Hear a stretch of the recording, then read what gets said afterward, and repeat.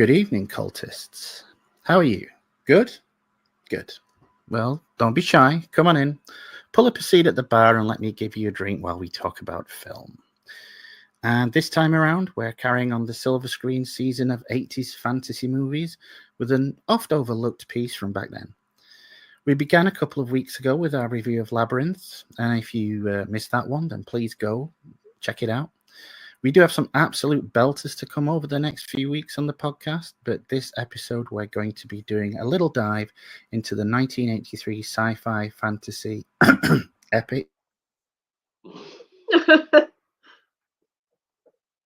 or How to Bring a Sword to a Gunfight, the movie. For now, pick up your glaive and join us on this journey into a world of flying horses, large spiders, cyclops, and not quite competent wizards. That's right. The movie most famous for the weapon of its protagonist is in our sights today. But as always, I'm not going to embark on this epic quest alone. We've got a couple of old friends joining us today on the show. They first appeared a couple of years back for a look at quite a different film, but they're joining us once more today.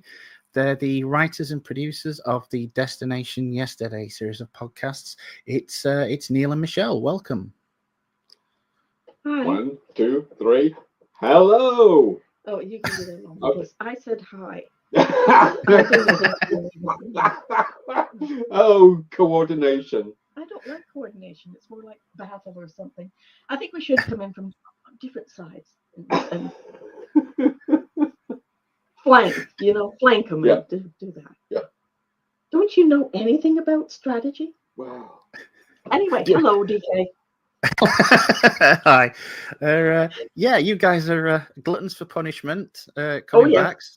So what, especially here on this one, what brings you back this time?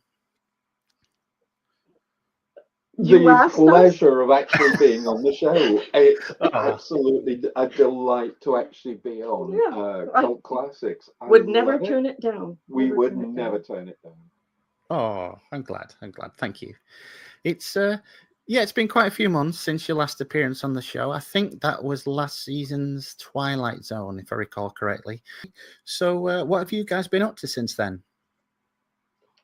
Well, we've been busy producing a mini series of short episodes of Iosphere Investigate, a series of epilogues. We've released an ebook, and we are in the process of getting our new series, The Color Out of Space, onto people's radars. So this is a good opportunity to publicize that. Thank you so much. No worries. Is that what's coming up for the podcast going forward?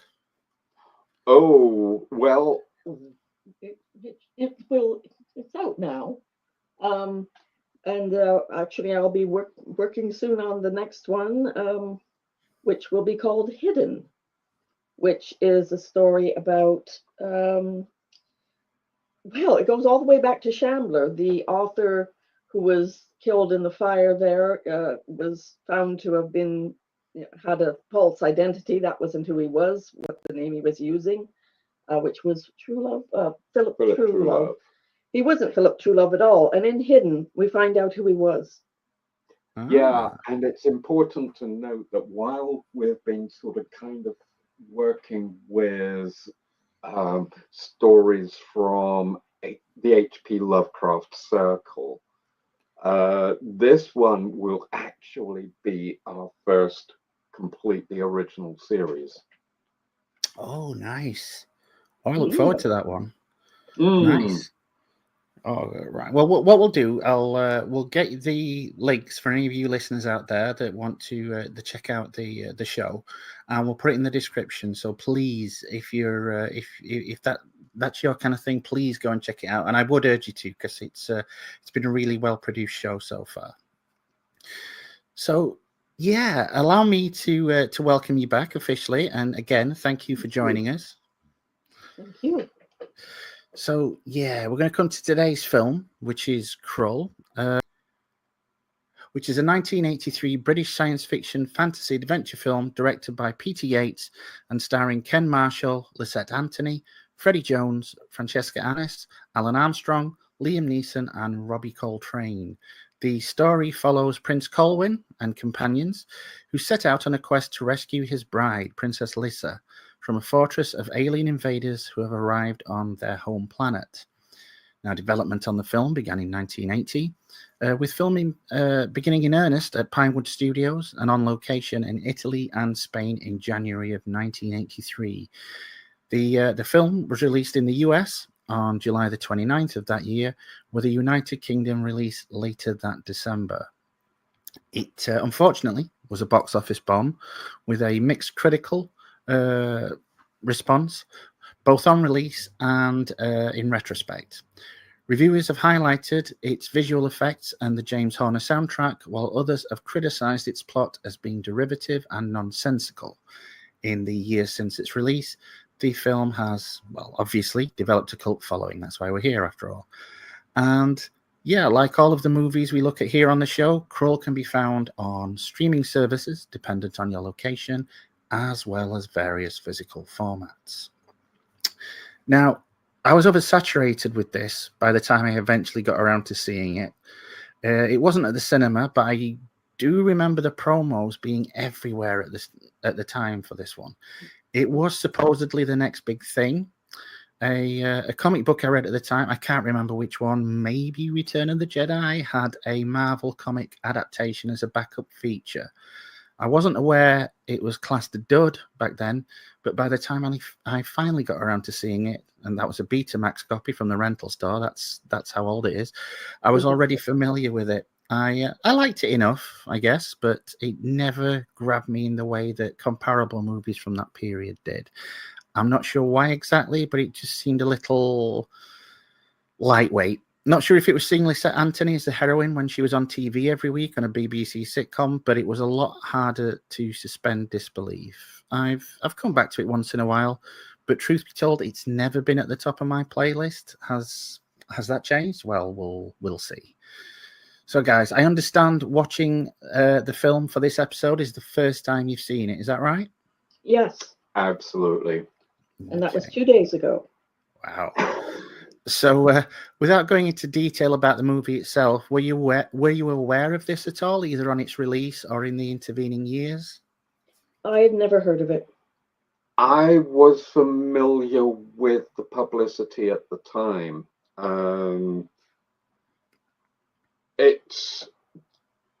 I will say it did not pull me in. It wasn't something that I would personally have necessarily gone out and watched, because there was a proliferation of sword and sorcery movies, and not very good sword and sorcery movies at that time. And it's surprising, given the cast, who I'm sure you're going to mention. Yeah. It's an absolute who's who, in a lot of ways, of good British actorship. It is. I will give it credit where it's due, but you know, as it was rightly criticised at the time, it is kind of derivative. I mean, upon its release, Variety described it as Excalibur meets Star Wars, which is, you know, it's pretty spot on when it comes to things like that. So I see it a bit Robin Hood. And yeah. King Arthur, obviously. I mean, it seemed rather sort of biblical and everything, and lots of things thrown in. And now, I don't know these two movies, but when I was looking it up for reviews to see what other people thought, to make sure I wasn't the only person who felt this way, people were comparing it to something called Willow and something called Hawk the Slayer, which I don't know these films. I just wrote down, the others. Robin Hood, Flash Gordon, Lord of the Rings, Star Wars, King Arthur, and a bit biblical. Yeah. The Willow we're actually covering later in this season. I think Mike's doing it on Silver Screen regular flavor. Yeah. In 1980, Columbia Pictures president Frank Price asked producer Ron Silverman to create a fantasy film inspired by Dungeons and Dragons. Silverman stated that Price said to him, "How would you like to do a movie based on the game?" Silverman agreed to do so and hired Stanford Sherman to work on the screenplay. Sherman wrote the bare bones of the plot, and Columbia quickly approved it. Now, while the essence of the plot was never altered during development and production, the first draft of the film was titled The Dragons of Krull, where the beast was initially planned to be a dragon. However, the creators changed the beast to a more reptilian creature for the final film, leading to the final title, Krull. Later, because the expensive sets had already been built and were based on the original screenplay by Steve Tessick, Sherman had to adapt his original script to fit these sets. Now, yeah, it seems to have gone, and this is the strange thing. A lot of it seems to have gone quite well. Although I will say, apparently there was a sequence with a snake woman, but because of similarities with Medusa in Clash of the Titans, which had been released a couple of years earlier, that was decided to be removed from the Good plot. idea. Yeah. So, I mean, it's, as I say, it's supposedly resembles very much, whether this is a bad thing or a good thing, a first draft. At least the story remained the same. I'm hoping that at least it was tidied up a little. Otherwise, we're in trouble. But what did you guys think of the writing? Abysmal, actually. I mean, the very start, the first scenes. I mean, if anyone walked in the kitchen, I think my mouth would have been hanging open at the cliche, artificial sounding things coming out of people's mouths. And then, that reminds me, though, of course, that it wasn't even Lisette Anthony talking. They had dubbed her voice with Lindsay Krause, an American actress who was given no credit. But I suppose I didn't know at that point that was true. And I just thought, and Neil came in from the other room and said, I have never heard such tripe in my life. Full disclosure, I missed the first 5 minutes of the movie, which I really hamstrung me in some of the assessment that I subsequently gave. But I mean, I heard the dialogue and I just thought, what the hell is this? It was so. It was like, I mean, the word I've coined for this is Shakespeare. It was trying desperately to be impressive and actually just came across like, who wrote this? Was it Ed Wood who wrote this? And I have no love whatsoever of the acting of Lisette Anthony. I think she should stick to being a model personally. But the fellow who was her father, I've seen him in Doctor Who. I've seen him in other things. Yeah, I like him. And it's like, oh my God, I have never seen him be so uncomfortable and out of place in my life. Yeah. He looked like he really didn't want to be there. And thankfully, maybe he did it because he didn't have to be there very long and he got paid. I remember him from, I believe it was the Pyramids of Mars. Is that right? Yes, it was. That's right. Yeah, that's the nerdy coming through. But yes, I have to admit, don't get me wrong, I love the opening sequence with the credits and the ship. Which is what Neil missed. So he didn't know that it was a ship. He thought this mountain keeps moving. Right. Yeah, it's... I quite like that, but you are right. Those first minutes in the castle, it's enough to put you off right then and there. Well, precisely. I'm just thinking that I can see that cinema audiences might have been heading for the door even at that point. Is like, oh my gosh. No, I don't think so. I mean, if they've gone in there and they've seen what they're more interested in, I suppose, is the fact it's a fantasy. The ship the music, building up, and you're going to sit there and think, well, okay, something's good, something fun is going to come. You wouldn't leave them. I mean, that's I think that's a bit harsh on thinking they'd leave then. No, I think they'd leave after I don't know. After another 30 minutes, after an hour or something. When are they walking out? Well, I gave it a fair shake, but enough is enough. Yeah, I mean, maybe when they see the very unorganized and, as you said, it seemed like two level and not all in the same building attack of the enemy, and then them blasting through the gates and things. It all was like, this is awful sudden. Can't we get to know this kingdom a bit? Because we don't get to. It's here they are. They're getting married. Oh, they're already in love. Look at this. How have they met? We don't even. You get the impression that the kings of the leaders don't know that the two kids have met, and it's just a mess. It's then suddenly it's thrown into all this action, and you think, why didn't you build up a little about what Krull is like, what the planet's like, what the people are like, what the system is, blah blah blah. Instead, they rushed that like heck. Reader's Digest version, we'd call it in Canada. Condense it or like soup, condense it and get it out there because we have to get on with this.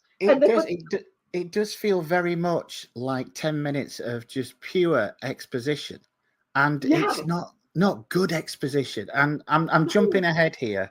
We'll come back to it, but I think the very worst people that you could have started this film on is, unfortunately, Ken Marshall and Lysette Anthony. Yes. I just, oh God, but we'll come to that. Barbie? Do you mean Ken and Barbie? Yeah, it's good grief. I like it. I like it once it gets into the film a little more, and I like some of the characters. I like, obviously people like Ergo and Rel, and I mean, it helps that, again, we'll come to this later. It helps that there's a lot of good British character actors in this. Oh yeah, wonderful. I just really wish they'd, as you say, built it up a little rather than just jumping into it. Yeah. But getting past that, I mean, what did you think to the main bulk? Once you get past that iffy start, then you get to the iffy center. But what did you think to it after that, when it settled more into your average kind of quest mode, as it were? Actually, I will row back on some of the comments I made earlier, in that if you'd actually walked out after that opening sequence up to the marriage, actually you'd have been cutting yourself off from actual moments of brilliance. There was some great stuff in there. But unfortunately, the film is so inconsistent that, you start wanting to love it, and then all of a sudden you just find, oh, all right, so that's over, and we're back to what we had before. Yeah. It's real patchwork. It is. And some things that to me, some things that you think are working sometimes take a quick nosedive, and then other scenes you go, oh God, I'm not feeling this, and then it just suddenly gets really good. But as you say, it's just inconsistency throughout, and you get the feeling that if the script had been polished, gave her another few passes, it would have been, well, and some actors, but again, we'll come to that. It would have worked a lot better.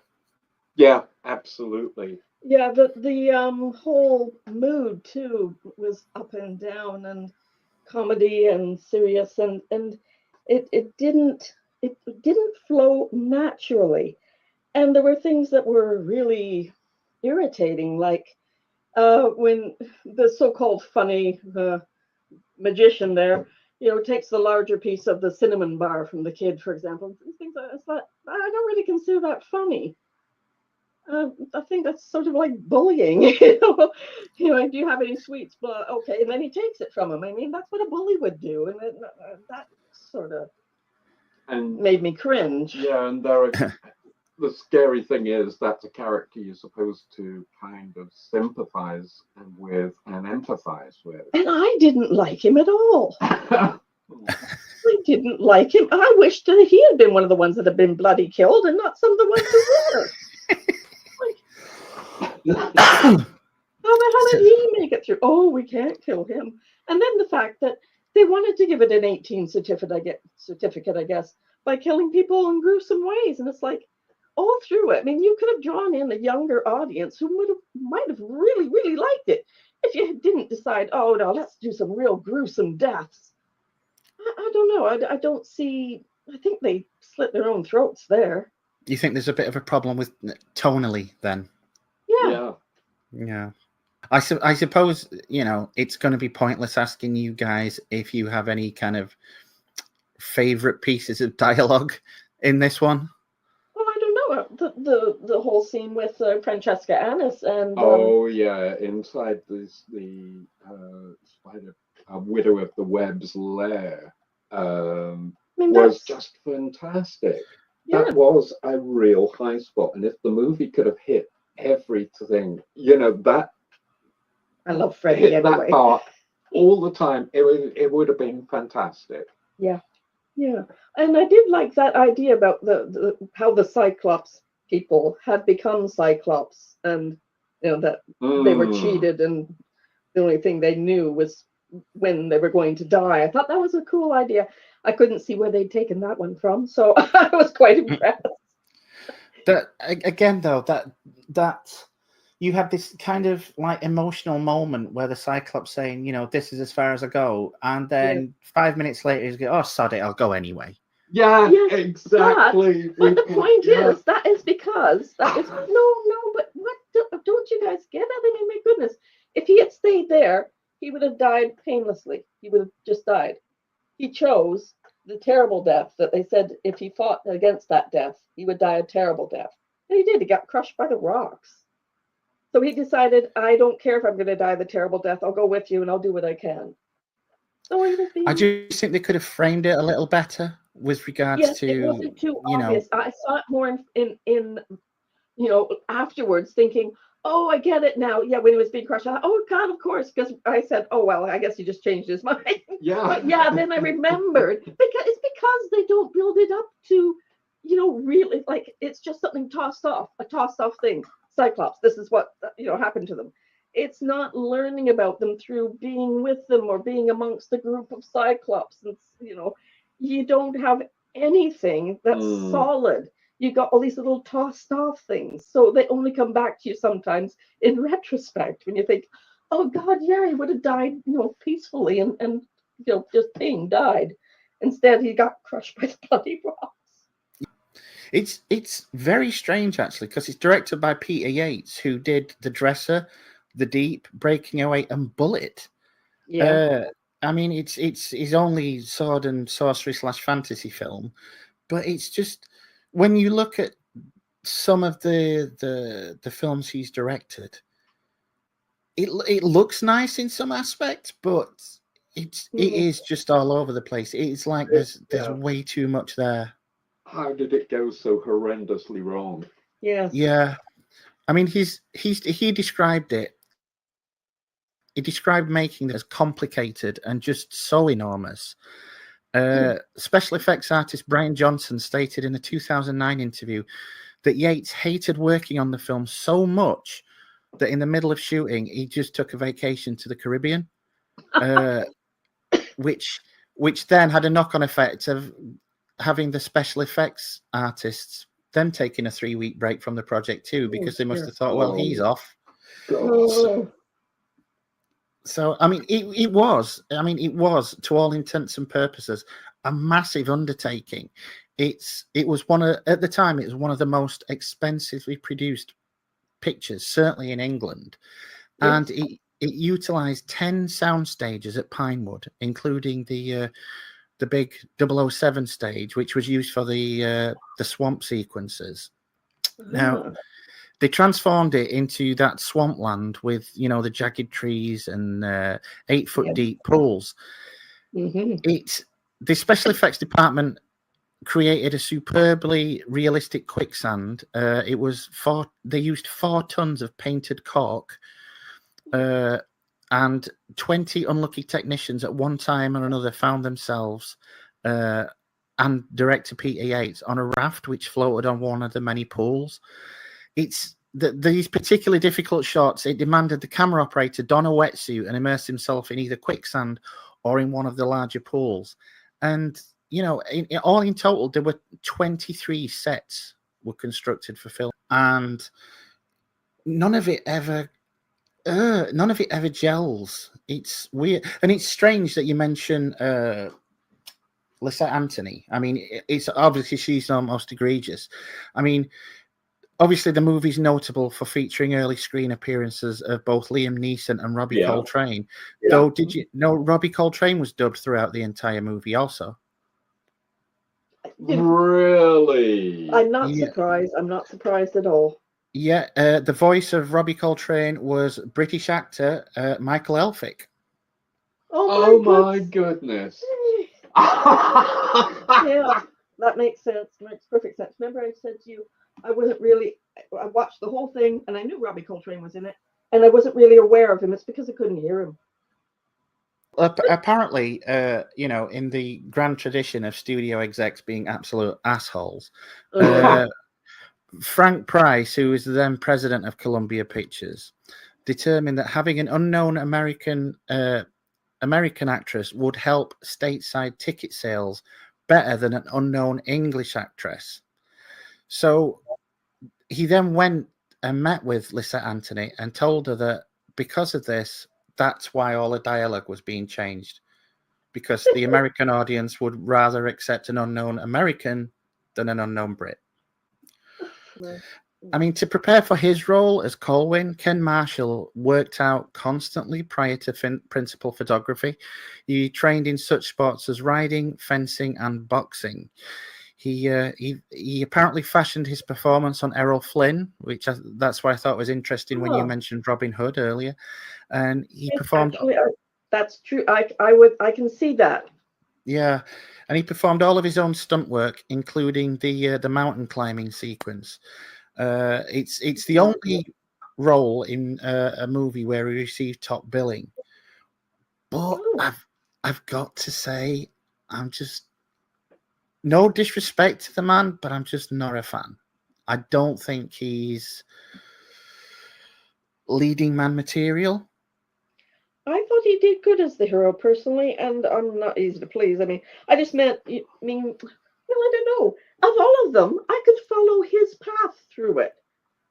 But the whole thing is that all of the characters are shallow.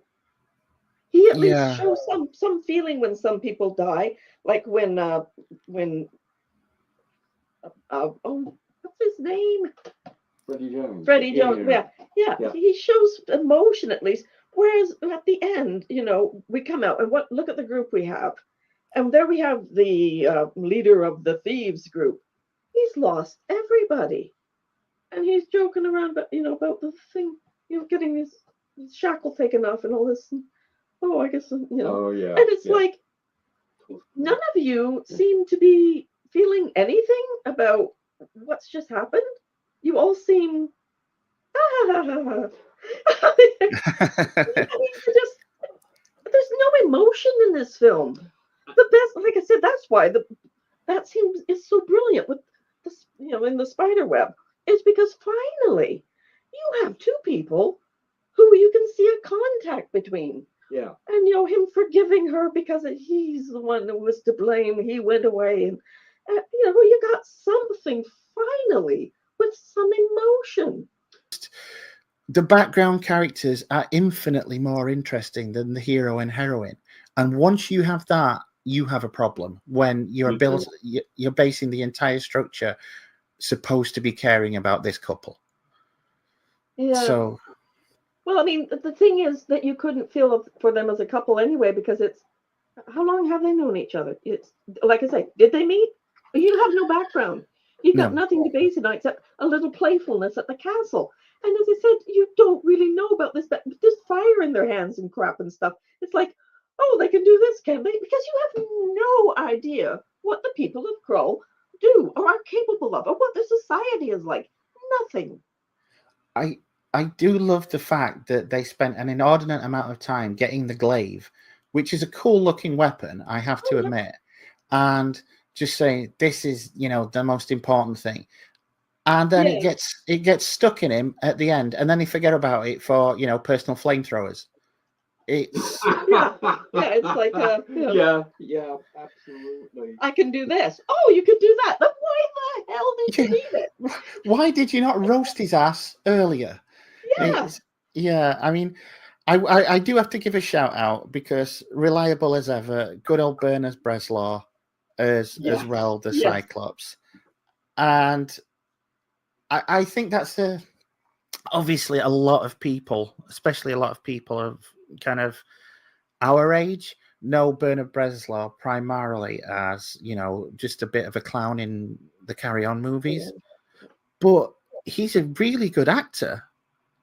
And I think they do a disservice. But I think he actually does well in this film. I don't know what you guys thought. Yeah. I liked him. I thought the troll was the most likable character in the. Well, Freddy was all right, but even Freddy's character didn't get the chances because, again, they gave him lines that felt wrong coming out of him. It's like, you know. I mean, is there anything else with regards? Were there any other standouts for you in acting, or would you rather move on at this point? The crystal spider. It was very well done. Its movement and such. I thought that was a nice bit. Yeah. Who did the stop motion on that? Because it was quite impressive. I tried looking it up, but I couldn't find any names for the stop motion. I mean, it does bring us handily. So thank you for that, Michelle. But it does bring us handily to the production design and special effects, which is one element of this film that I honestly don't think I can fault. This to me, especially for the period in which it was filmed, I think the effects, I think the production design, I think the costuming, I think all of that, you could see where the money was spent. Yeah. And I mean, looking at some of the notes, according to it, I mean, I have to say that the main special effects lead was Derek Meddings, so he could have supervised the spider. But according to makeup designer Nick Maley, the special effects character of the Beast, and you don't really see it much, it's kind of in shadow, but it was the first self-contained animatronic suit, providing not only the facial movements, but it also had lung, heart, and body fluid movements, all without a single external cable, which is, especially for that time, really impressive. Agreed. Yeah. Oh, and I found out, by the way, Stephen Archer did the stop motion animation for the Crystal Spider, and he was working as a protege of the famous stop motion animator Ray Harryhausen. Oh, nice. Yeah. And it does have that Harryhausen feel. Because that's what we said when we saw it was, oh, that's very Ray Harryhausen, isn't it? And indeed, Stephen Archer is a protege of his. Well, it just feels like a lot of the money went into these effects, and I think it's the one thing that holds its own still. I mean, I was looking at, when I was watching it this time, some of it still looks impressive to me. I mean, I love the yes, they're based on obviously stormtroopers kind of thing, but the Slayers, the way the things went down into the ground, I love that. I thought that was brilliant. I thought that was very impressive. I think that, and I'm skipping ahead here, but if anybody's going to know, it's going to be you two. Did you recognize that sound that when the Slayers got killed? Ooh. No, you've got me. It was taken from the Maha shrieks in At the Earth's Core. Oh my goodness gracious! I thought if anybody was going to get it, it was going to be you. Yeah, it Yeah. should have been. I should have known that. Yeah, Dang. but yeah, they. I mean, I think the look of those Slayers were brilliant, and apparently 40 were made for the film, 20 of which were manufactured in only 10 days. Hokey. Yeah, they did really. I mean, they did really good. The Clydesdale horses. Oh, Beautiful. Yeah, they apparently trained for months. Trained them for months, and when they shipped them over, each Clydesdale had to have its own passport. It was, a huge undertaking to get them from the UK to, I believe, Italy. Yes, And it is. yeah, I honestly can't fault the the production design. I mean, obviously, it's limitations of the time, but I think it worked extremely well. I just wondered if there's anything on the production side, whether it be costumes, special effects, that kind of thing, that particularly stood out for you. actually, yeah. The But scenery, again, yeah. the scenery In the wide shots, in the especially. exterior scenes was gorgeous. Some of the sets were I didn't like. I didn't like the castle. I thought it was too bare. I mean, well, we don't see a great deal, and it seemed like okay, they don't ever sit down. I don't think. I did like the designs in the Beast ship. So it wasn't uniform. It was certainly alien. Yeah, I liked the fact that it was kind of esoteric, that you had smooth areas, you had these, areas with spikes coming out of the walls. I loved the where she's walking around, and after a certain point, I mean, she appears in like an eye at the start, and then later on, she's walking on the platform, which is a hand, which looked almost like H.R. Giger-esque. Yeah, and I love the. I get the feeling that the concept artists went mad on that, and whoever looked at it and just went, "We'll take it all." And I just love it. I just think it works really well. It was nice actually that although it's obviously a really, I'm guessing, relatively easy effect to achieve is the difference between Francesca Annis in the makeup and sort of the mirror image. Yeah. I thought that was effectively handled. Yeah. Well, it was a very lovely scene. Yeah. It was for me. It's the standout scene in the movie. Oh, yeah. That one. I agree. Definitely. Yeah. Is there anything else with regards to the special effects, you guys, or are you all right to move on? Or? I was just thinking about the scene where they retrieve the glaive. Yeah. Is like, that was. You've got this thing going on where you're supposed to have this sort of volcanic or lava-like stuff that Colwyn has to dip his hand into and retrieve the glaive. And it just felt like something that was being deeply red lit. Yeah.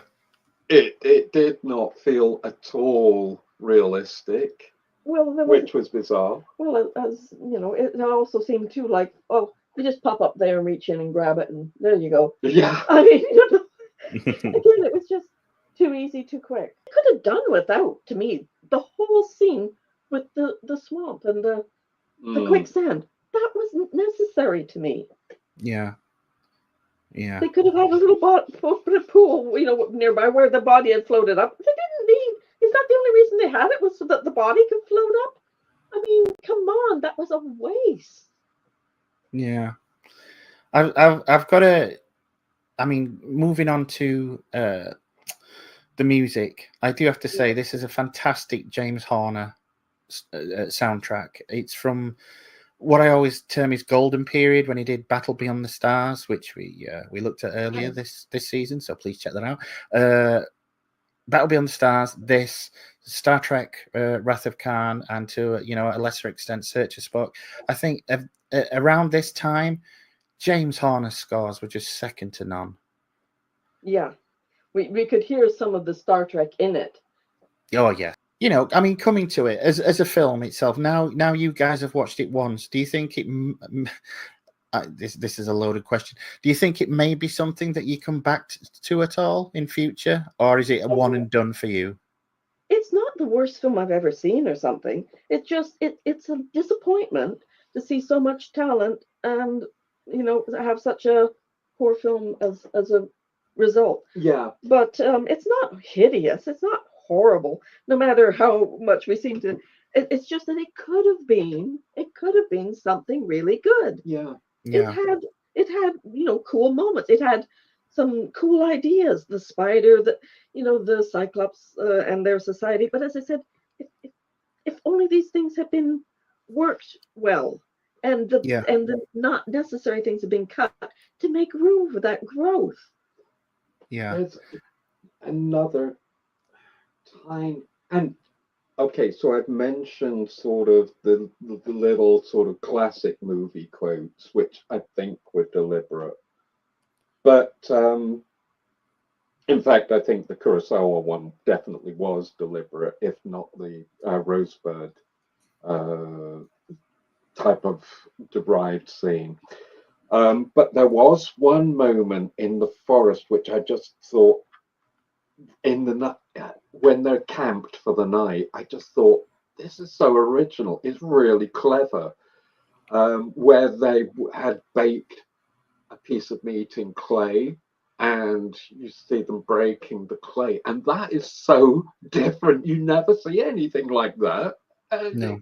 It's a tiny moment, but that just kind of thought, yeah, if you've got that level of attention to detail and so some of the beautiful things that go on in the movie, undoubtedly And the lighting so. up in the night Yeah. was very nice too, and just the whole feel of it, and the fact that they were going to get the girlfriend there or wife, one of his wives, that's right, to bring the food, but someone else was going to cook it. It's not, well, go get a woman to cook us food, Yeah. At least that was a bit more.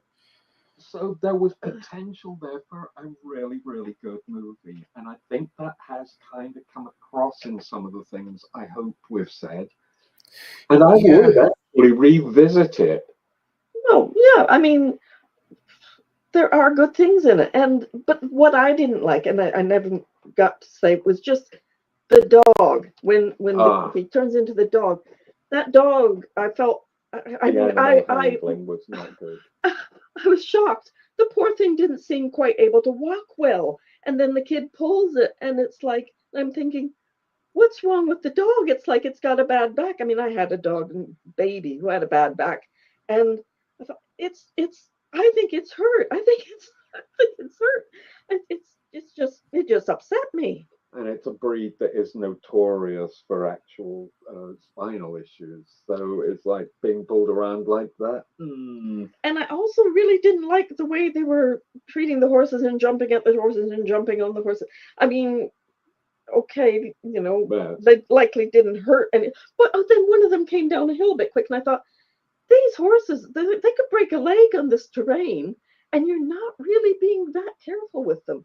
So that upset me too. I hate to see horses or any animal, horses, dogs, pigs, whatever, in situations where they don't look comfortable. Yeah. Well, I mean, I've got to say, coming back to, if you'd watch it again, I do like, there is some good surface level world building. Like you said, if they'd have gone into it a little more, it would have been perfect. But there's a lot of good ideas in here, even if at times it does feel, they're throwing everything at the wall. Yeah. But I think it's down to things like that and the James Horner soundtrack that do have me coming back to this, because it's certainly not the writing or the main cast. But so, as is usually the case, we asked you out there what you thought of this one, and you let us know on our socials. So without further ado, we're going to head over to our feedback broker, Vian, to see what you had to say. Vian? Hey gang, so we're here with your feedback on Krull, and please excuse my raspiness. I've been getting over a little illness the last few weeks, but it's not one I'm super familiar with. I kind of know of it in the sort of pop culture phenomenon, but I haven't actually sat down and watched this one, so I'm going to dive right into your feedback. And cinema the 80s, Kevin Kimball loved it as a kid, still do. Lunar Hexagon over at Blue Sky Social, love it. From NERD, aka Nerd, John Patrick Madison, loved it, still enjoy watching it. And David Howland, so many future stars in this one, Liam, Todd, and so on. So getting really positive feedback. Movie Sky over at Blue Sky, that's one of my childhood favorites. It's in the same category as The Last Starfighter for me, high praise indeed. And then Brian McAllister from Cinema of the 80s gives us a little bit more. It's pretty clunky, cheap sets and costumes, second-rate effects, some very bad dialogue, and a story that tries to shoehorn elements of Star Wars into a Lord of the Rings style quest. But I have to say, I enjoyed it as a kid, even then knowing how derivative it was, and still keep a copy in the guilty pleasure section of my library, along with similar B fantasy Beastmaster, Sword and the Sorcerer, Deathstalker, etc. It's a 4.5 out of 10. And let me just say to you, Brian, cringe is dead. There's no such thing as a guilty pleasure, just pleasure. So enjoy it for what it is and leave the rest at the door. Jason Grasso from the Sci-Fi 80s group, much put down for no good reason. And I think that's a good follow-up to our last comment. But yeah, everybody, get out there and enjoy what you enjoy. And if what you enjoy is Krull, more's the better, I say. So, cringe is dead. Get in while the getting's good. And with that, back to you, DK. Thanks, Vian. You're a ledge. And again, thank you to you out there for sharing your thoughts with us, and indeed everyone. You can always let us know your opinions on our socials or by dropping a comment below.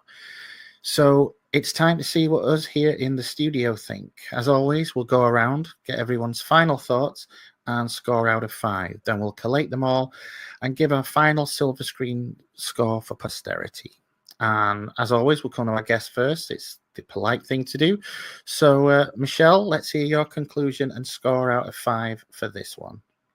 Unfortunately, I think 2.5 for opportunities missed. It could have been more. Okay. Is that it? No? Actually, you stole the words from my mouth there. Definitely a missed opportunity. I think there's a lot there that does actually have real potential, and for the scene in the Widow of the Webb's lair, I have to give this a 4.5. What? Wow. I think this is a great film. No, I don't. What, out of 5? Oh, out of 5. Okay. Yeah, sorry. Good I'm going to Lord. put that down to a 3. Apologies. Oh, I thank thought you were talking 10. Yeah, you Oh, nearly no, gave I've me never given it a 2.5 out of 10. you No, nearly gave me a heart attack then, dude. I don't think, no, I'm not, as I said, I don't think it's a terrible movie. If you want a terrible movie, watch Misa of the Lost Women Oh my and God. lose your Yeah, mind, yeah, because yeah. that is the most hideous thing on the planet. And it's more of, can you survive living, watching the whole thing? Yeah. I think, did we watch the whole thing, or did we have to turn it off? No, we actually got to a point where we turned it off. It had to. It was so mind-numbingly horrible.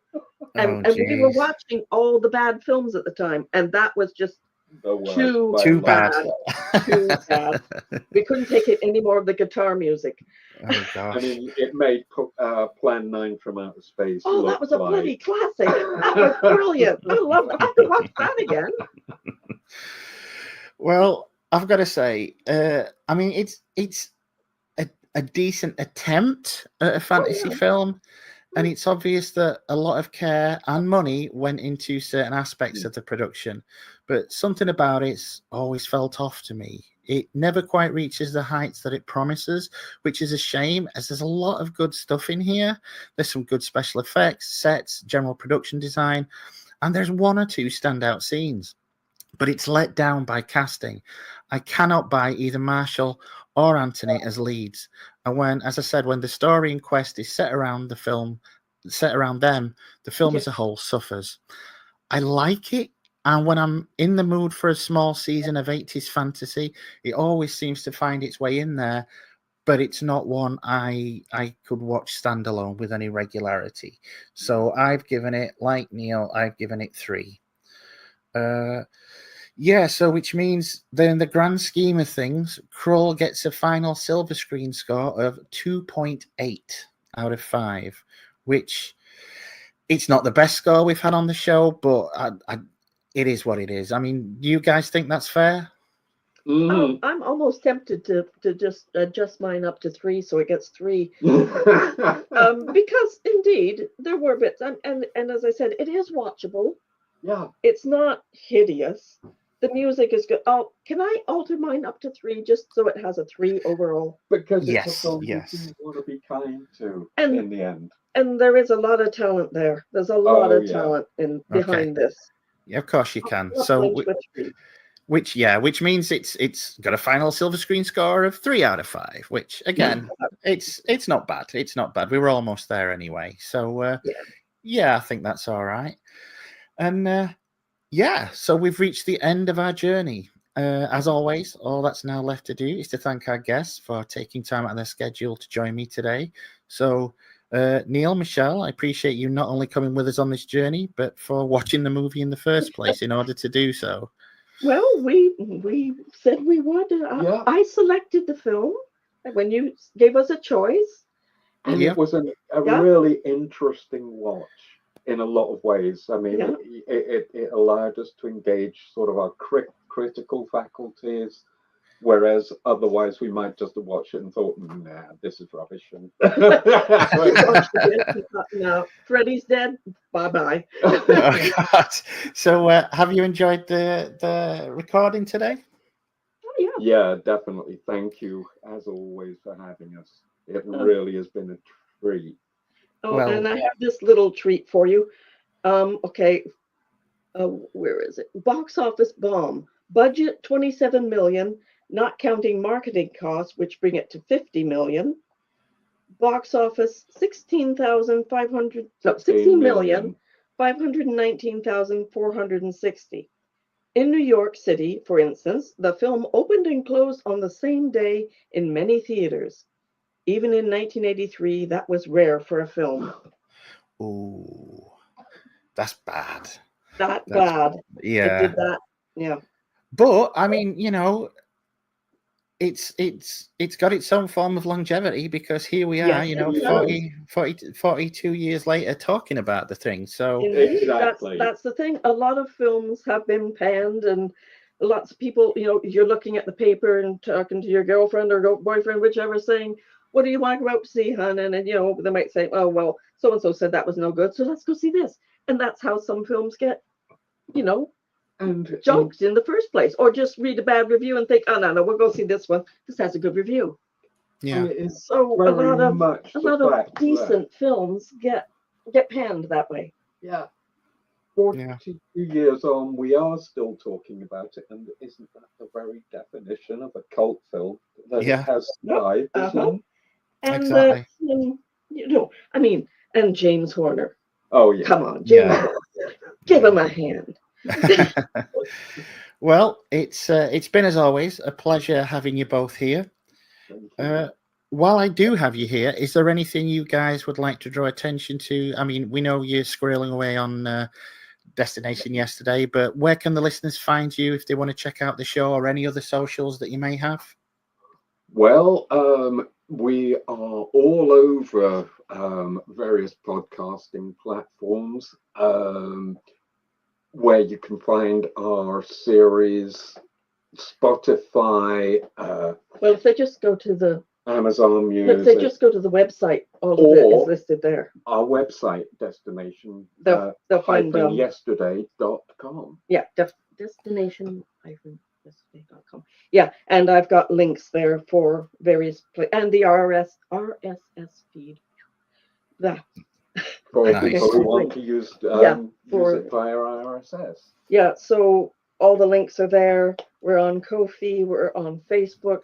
Easy to find us. Put in Destination Yesterday or I is for Investigate. And indeed, do please, if you enjoy Eyes for Investigate, do consider buying us a coffee at www.co-fi.com/destination yesterday. Nice and one. buy our ebook, please. Yes. Please buy our ebook. Nice. I'll make sure those links are in the description. That's Yeah, brilliant. will do. Thank you. Great. Okay, did you get your ebook? I've not checked my mail in quite a while, so I'll check it in a little while and I'll let you know.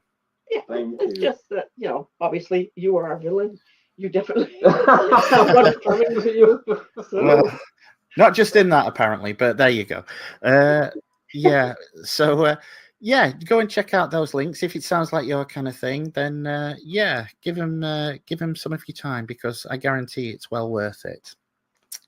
And if you enjoyed our look at this fantasy movie, don't forget we have several more Where That Came From coming up both on Mike's Cinema Classics and Silver Screen regular flavor. So be sure to like, subscribe, and check those out. And if you can't wait that long, don't forget we've got our Labyrinth review that we did a couple of weeks ago. You can always go and listen to that right now. But for now, and for Cult Classics, goodbye and good night. You have been listening to the Cult Classics Show, part of the Silver Screen Podcast. Created, written, and hosted by DK. Editing by Mike Wilson. Feedback section produced by Lady Vienne. Opening credits by Ian Sanderson. Music by Timeless Journey. Follow us on social media. Links to all of our social media pages can be found on our link tree. And don't forget to like, subscribe, and share. This has been a Mad Badger production for the Media Matters Podcast Network. Copyright 2024. Thank you for joining us. We hope to see you next time. And remember, no matter where you go, there you are.